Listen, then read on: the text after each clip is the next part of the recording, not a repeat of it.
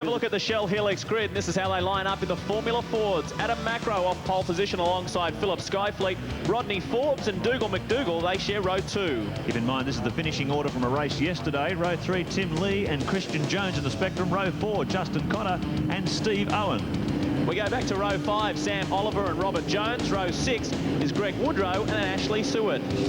Row 7, Timo Holko in the Swift, Andrew Reid in the Swift as well. Row 8, Damien Digby in the Spectrum and Christian Jory in the Swift.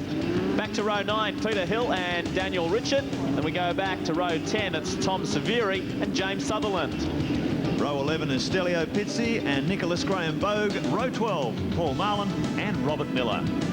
Watch the lights in the top left of your screen. It goes green. We'll see how Adam Macro goes off pole position. He's got Philip Skyfleet charging up beside him. Doesn't get away to a very good start, so we'll see how they handle Shell Corner for the first time round. They squirm and squiggle through that first turn. No contact and no problems. They all come through nice and smooth. Everyone holds their breath as any field of cars comes up to that corner. It's wet, it's slippery. Everyone's running very close to each other. You want to get through there cleanly and try and continue with the race the first time. It looks reasonably clean. There's one going across the grass there. Macro has got shuffled right back in the pack. But it looks like it's a reasonably clean start to the Tickford 500 Sport. Oh, I spoke too soon. There's a spin up at NGK corner. There's 2 or 3 tangled up in there. Yellow flags will be waving furiously to try and get the slower cars through.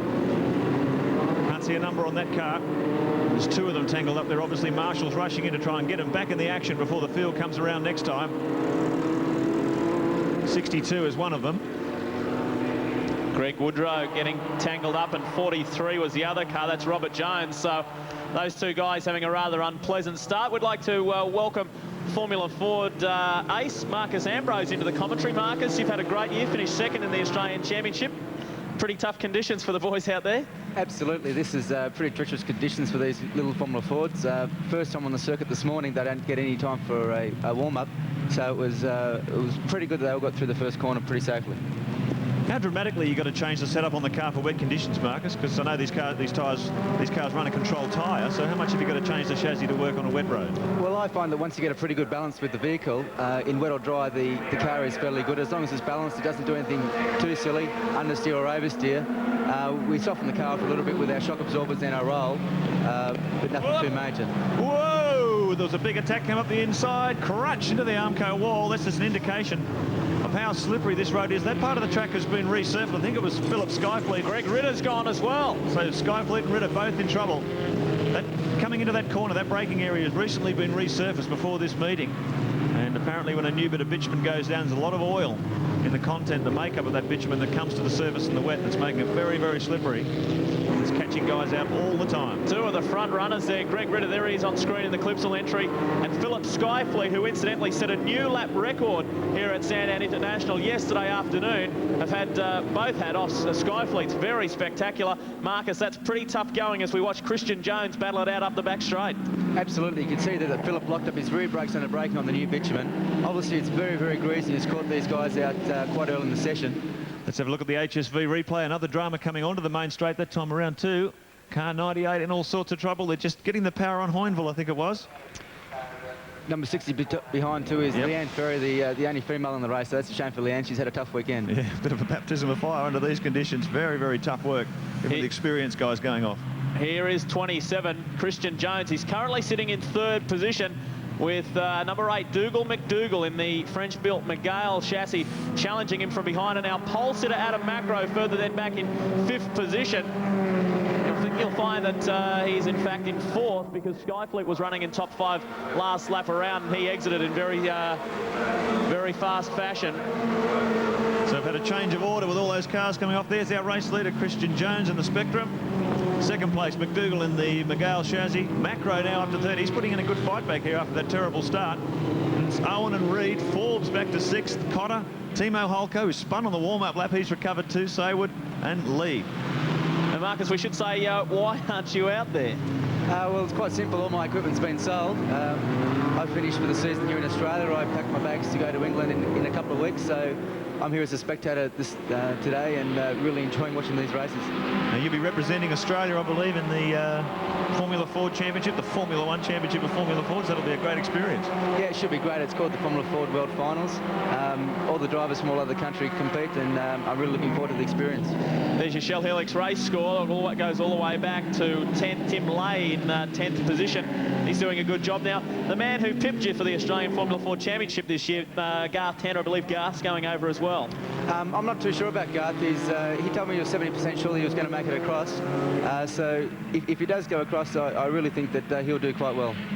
Great drive here too from Christian Jones. He's coming on gangbusters. Look at this attack up the inside. Let's go to the HSV replay. Another one coming off at Shell Corner at the end of the main straight, 98. Well, that's the second time Hoynville's gone off. Yeah, he's in all sorts of trouble here. Very, very difficult. This slippery track, particularly that part of the corner where the oil's starting to come up through bitumen. Here's a car just going straight off. Car 61 it is, down the end of the main straight. Peter Hill losing it, out into the mud and the slippery conditions, but coming in contact with nothing and is okay, able to drive out of that situation as we see a challenge for the lead. Dougal McDougall on the inside of Christian Jones, and he's got him. Has a look over to the right-hand side. We've got a new race leader. That was a pretty sharp move on such a treacherous corner, Marcus. Yeah, I think that Miguel is handling very well. Dougal's driving the car excellently in these conditions. He's just put his hand up for a yellow flag here. There must be a spinning car. But no, he's doing really well, and the car looks great. He won here last year in the rain, so he obviously likes Sandown and he obviously likes the wet, so it's probably very good circumstances. Doesn't look like Christian's going to give up, though. He gets a great run out of NGK corner, right up behind the gearbox of the Miguel. So the Aussie car on the outside, French car on the inside. Let's see if Christian can round him up as they come through this very tricky set of corners. They're still side by side. Under brakes Christian, very, very brave. Out on the wet where the puddles are. He's off the ideal line. But boy, oh boy, no shortage of courage. Well, Christian Jones, he's had a few. McDougall's blown it. He's spun right around. He is off and out of it. And 25 Rodney Forbes went through on the inside into the lead. So Dougal McDougall just overcooked it there and he rejoins the circuit. Now Christian Jones is back in the lead. This is a tremendous battle. Fantastic racing. Rodney Forbes. Oh, Rodney Forbes, just as I say it, he's put it around as well. He's just kissed the Armco on the way out. One lap to go. Now pole position man, he's hunting after Christian Jones. Marcus Ambrose said perhaps struggling with not the ideal setup. Let's have a look at that on the HSV replay. There he goes. Dougal McDougall. Spin, spin, spin. So that top 10 has certainly changed a lot throughout this race.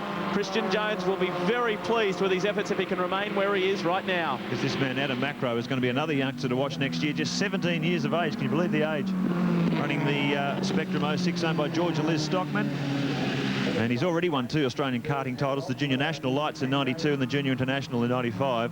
He's won more than 10 state titles in various classes. So I guess the kart racing is just such a great stepping stone for the guys who've been quick in karts, Marcus. Absolutely, I've come through karts. I know I raced with Christian and Adam back when I was 13, 14, 15, so it's quite ironic that we're racing together again 6 or 7 years down the track, but it's a great learning category, and Christian's done a great job here today.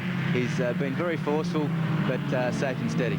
Well, coming onto the main straight, Marcus Ambrose, we say thank you very much to you, and we wish you the best overseas. It is Christian Jones who will take out the Formula Ford race here at Sandown International Raceway. Well done, Christian.